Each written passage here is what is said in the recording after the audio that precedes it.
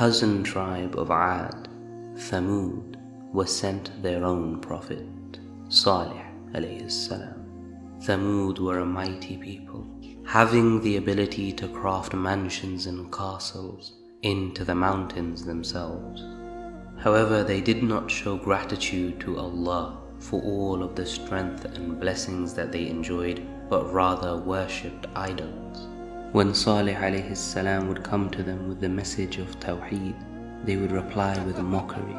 However, Salih alayhi salam would continue to call his people, debating with them and showing them the error of their ways, until mockingly they said, "If you want us to believe in your God, why don't you do this?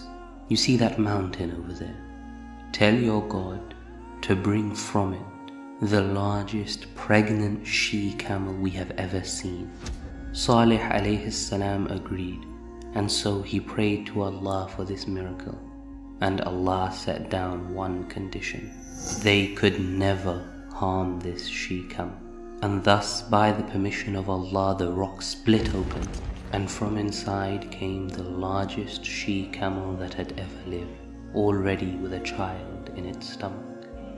Yet even after seeing this massive miracle, only a few of the people of Thamud truly believed. As per the agreement, the she-camel was left alone to look after her child. However, the people of Thamud quickly became annoyed. Due to her massive size, she would drink almost all of the community's water, and even though they were free to drink from her milk, they continued to complain. The people of Thamud would continue to grow in their hatred for Salih and the she-camel, until 9 of them joined together and plotted to kill them both.